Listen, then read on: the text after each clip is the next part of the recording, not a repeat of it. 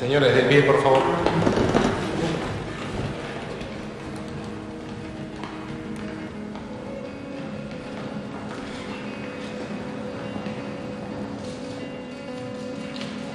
Tomen asiento. El 21 de agosto de 1976, en la casa de un compañero militante de la Juventud Trabajadora, empecé el recorrido del secuestro, la tortura. En mayo del 78 nos detuvieron a todos, a mi papá primero, después a mi hermano y después a Hilda y a mí. Cuando la vi por última vez a Cristina, yo tenía 11 años. Permanecí en calidad de detenida desaparecida desde mayo hasta fines de agosto-septiembre, que precisamente en este lugar, que hoy es el Museo de la Memoria, funcionaba el segundo cuerpo de ejército y nos hacen un consejo de guerra. A mí me hacen consejo de guerra, como muchos, ¿cierto? Acá, ¿sí? Donde estamos. Nos tomaban todo como terroristas, a los militantes políticos en esa época. Yo estuve 6 años preso, desde el 78 al 83, y salgo de la cárcel pensando que a mi compañera, que sigue desaparecida, Hilda Cardoso, podía estar en algún lugar. A los 16 años, por mi cuenta, comencé a buscar a Cristina. Quería saber dónde estaba y cómo estaba. Cuando salí tenía 27 años. Caí a los 27 años también y salí 27 años. Ya había pasado Malvinas, ya se había elegido presidente al Raúl Alfonsín. Y bueno, ya el clima era otro.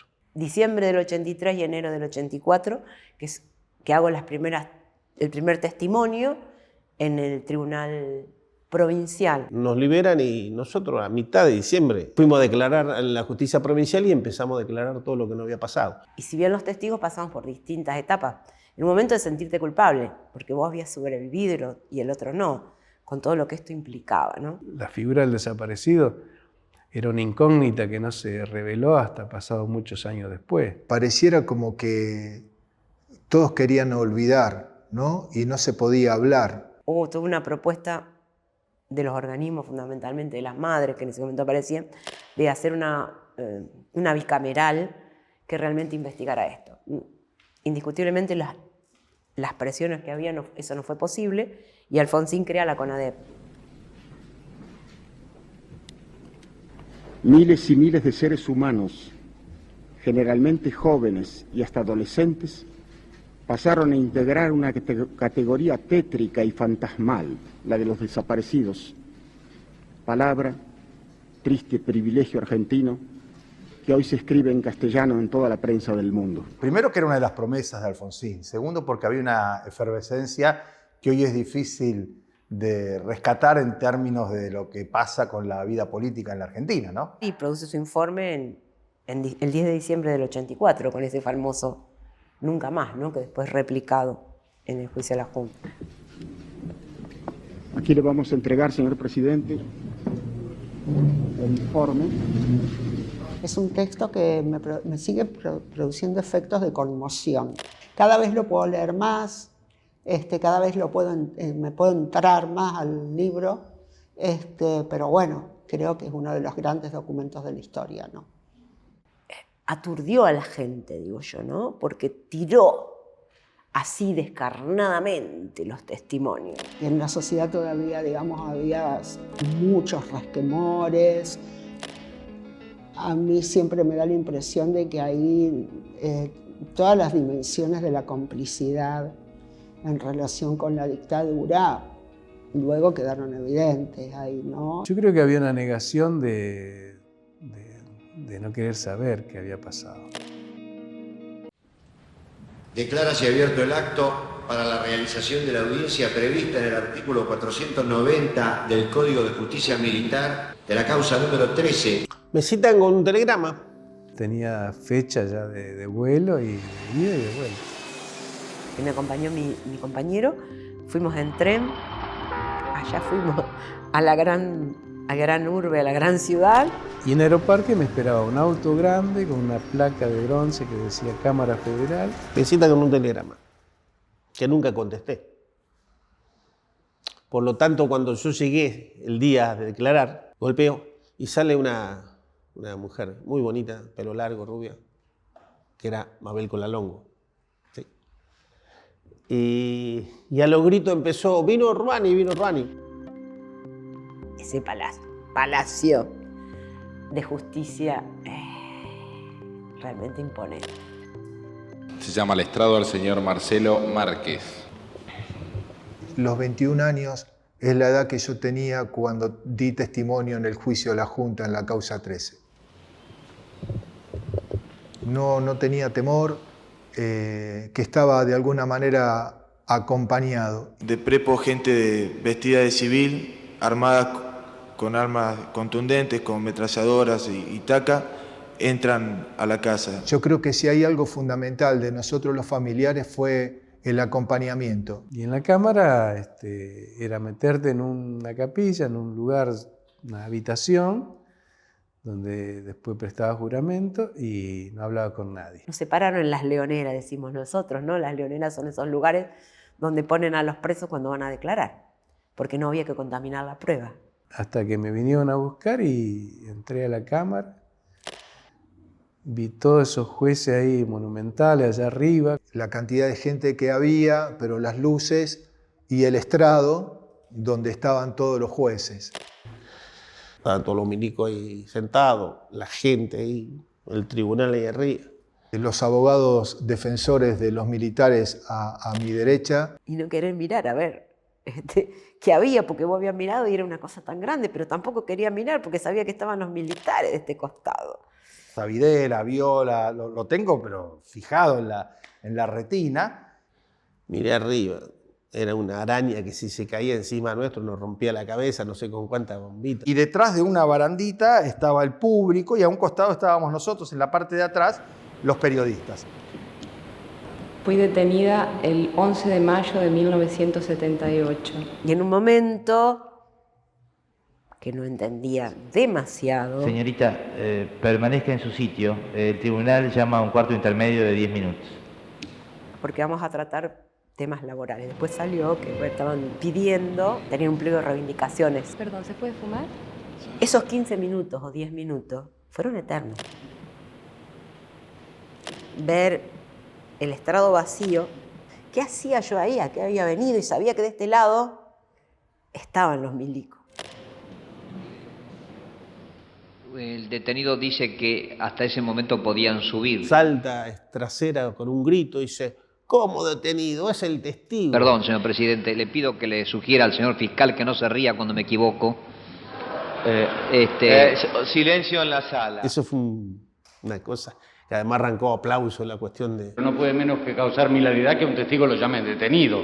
Lo siento. Se aceptan la disculpa, doctor. ¿Tiene algún comentario o versión de alguien que podía haberla visto en algún lugar? Sí. ¿De quién? De María del Carmen Pérez. Me dice haberla visto en un campo de concentración en Córdoba. Fue una cuestión que se tomaron casos puntuales para demostrar el plan sistemático en todo el país. El próximo testigo, señor secretario. Dan por finalizado mi testimonio y ahí sí estaba toda la prensa del mundo. El único de Rosario era yo.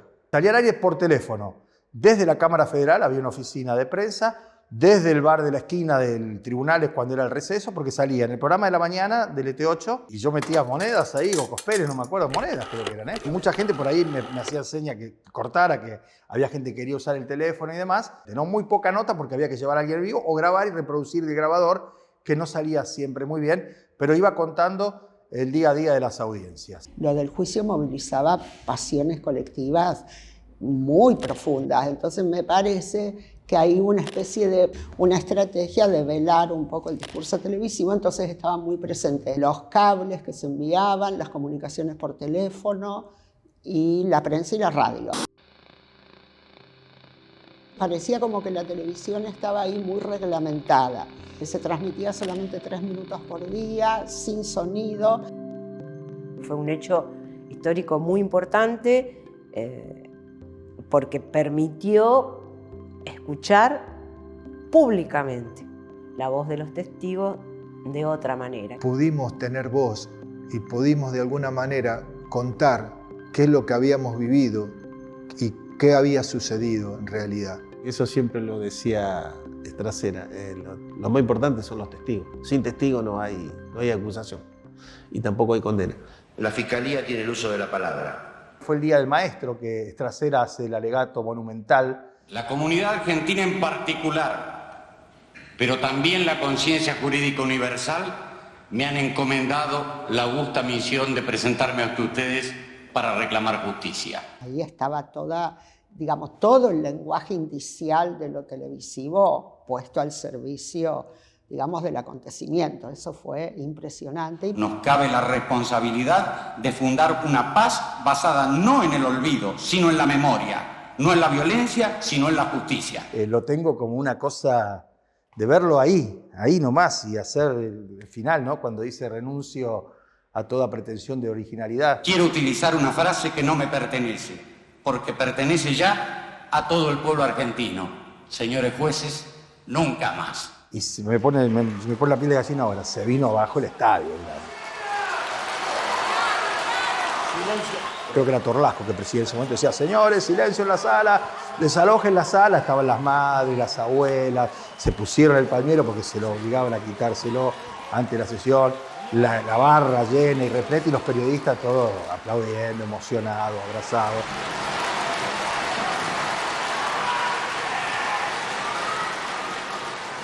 La ausencia es algo que acompaña y es algo que aparece y que te aparece a la vuelta de la esquina o en un lugar. Ahora también esa ausencia se llena cuando tenemos esta posibilidad de ser escuchados, de que esta historia pueda ser contada por nosotros y por otros.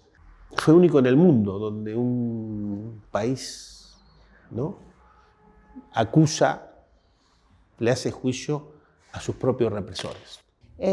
Me parece que en el momento no lo pudimos dimensionar, y después, a medida que pasó el tiempo, se convirtió en una especie de interpretante de la recuperación democrática, y de lo que implicó ese gesto de un juicio civil a una junta militar. Esos testimonios fueron el germen para las causas posteriores, ¿no? Fue una base, fue un piso la causa 13. Haber estado ahí en el juicio de la Junta, no todos estuvieron en el juicio de la Junta. Haber ido a vivir en el mismo lugar donde vivía, el mismo barrio. Mis hijos jugaron en la misma cancha de fútbol infantil que jugué yo. Ese es un pequeño triunfo, que no todos lo pudieron hacer, ¿eh? Creo que nosotros mismos no nos dábamos cuenta de todo lo que habíamos vivido.